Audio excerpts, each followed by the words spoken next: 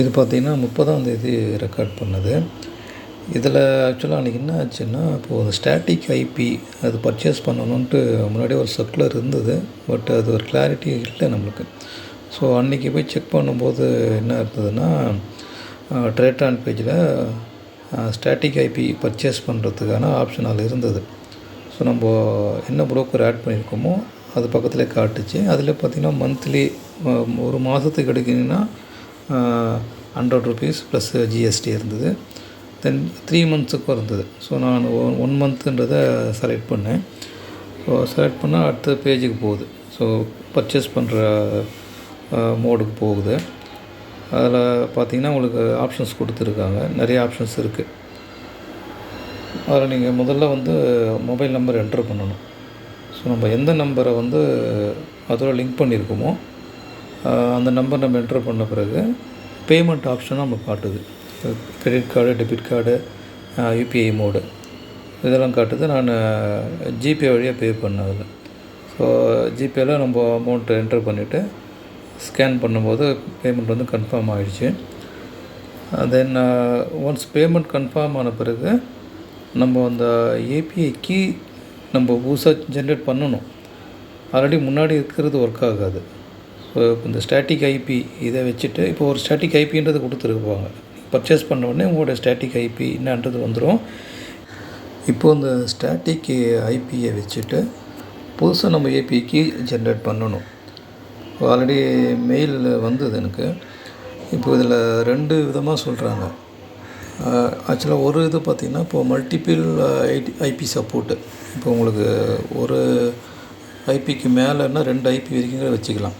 அந்த 2 ஐபிக்கு தாண்டி நீங்கள் வேறு ஏதாச்சும் ஐபியிலேருந்து ஆர்டர் ப்ளேஸ் பண்ணிங்கன்னா ரிஜெக்ட் ஆகிடுன்ற மாதிரி போட்டிருக்காங்க.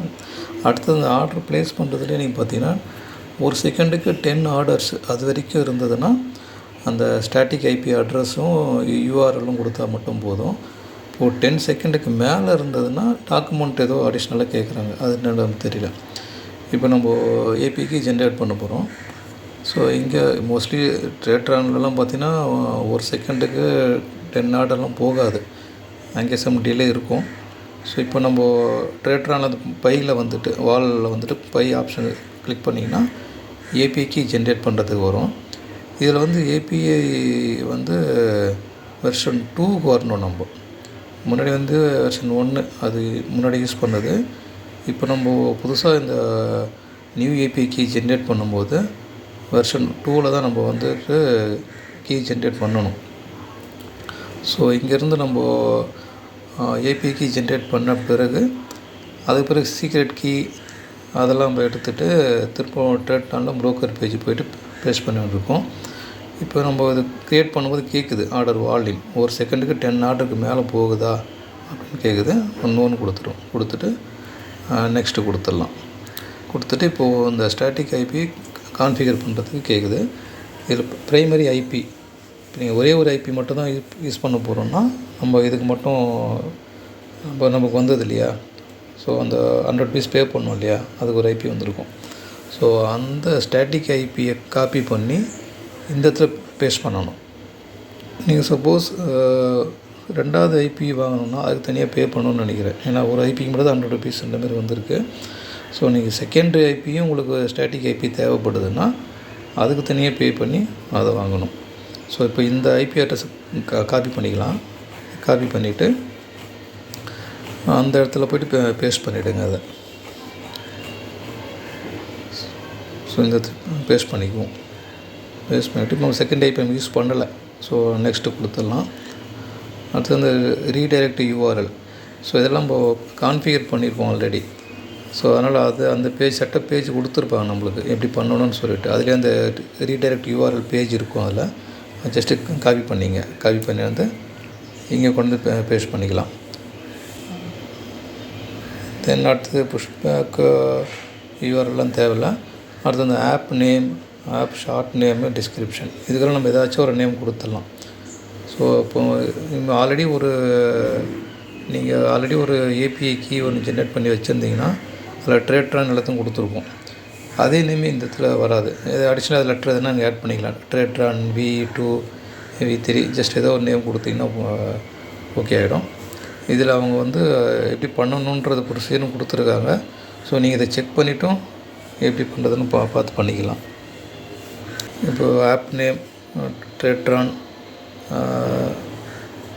V2 ஏதோ ஒரு நேம் கொடுத்துடலாம். ட்ரேட்ரான் அப்படின்னு கொடுத்துடலாம். ஆல்ரெடி முன்னாடி இருந்த அந்த ஏபிஐக்கு டெலீட் பண்ணிட்டு இருந்தீங்கன்னா நம்ம ட்ரேட்ரான் மட்டும் கொடுத்தா கூட போதும். ஆல்ரெடி அது இருக்குது, இப்போ ஆல்ரெடி அது இருக்குது, டெலீட் பண்ணலை இன்னும். ஸோ அதனால் வந்து நம்ம அதே நேம் கொடுத்தா அது எடுக்காதுன்றதுனால ட்ரேட்ரான் V2. இதில் வந்து பார்த்திங்கன்னா அந்த ஷார்ட் நேமில் நம்பர் வரல. ஸோ அதனால் ட்ரேட்ரான் அந்த அதோட ஸ்டாப் பண்ணியிருப்பேன். தென் அடுத்ததாக டிஸ்கிரிப்ஷனும் ட்ரேட்ரான் V2 அப்படின்னு கொடுத்துருக்கேன். ஸோ இது நேம் வந்து நம்ம எது வேணால் கொடுக்கலாம். என்ன ஒன்று ஆல்ரெடி இருந்த ஏபிஐக்கியோட நேமே கொடுத்தீங்கன்னா எடுத்துக்காது. ஸோ அதனால் டிஃப்ரெண்ட் நேம் கொடுத்துங்க. இப்போது உங்களுக்கு அந்த டிஸ்கிரிப்ஷன் காட்டும் என்னன்றது, அந்த ஐபி அட்ரஸ்ஸு. தென் செகண்டரி நம்ம கொடுக்கல, அது இப்போ ப்ரைமரி ஐபி மட்டும்தான் இருக்குது. தென் அந்த accept the terms and condition click பண்ணிவிட்டு சப்மிட் கொடுத்துருங்க.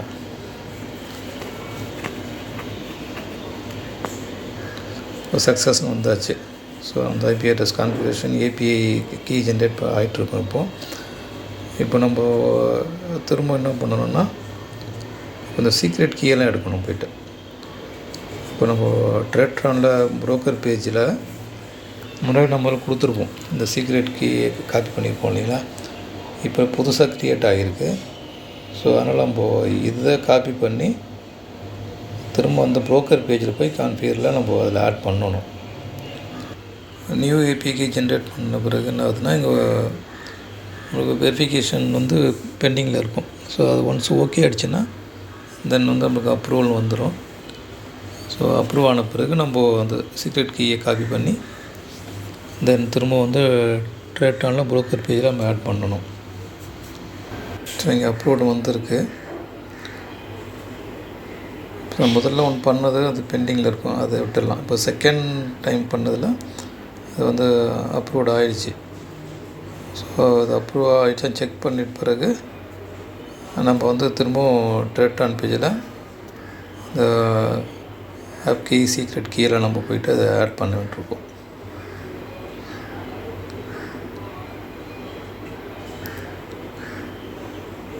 ஸோ நம்ம ஆல்ரெடி நான் ஆல்ரெடி வச்சுருக்கேன் பேஜ் ஆல்ரெடி இருக்குது ஃப்ளாட் ட்ரேடில். ஸோ நான் அதிலே நான் திரும்ப போய்ட்டு நான் ஆட் பண்ணிக்கிறேன். அதில் போய்ட்டு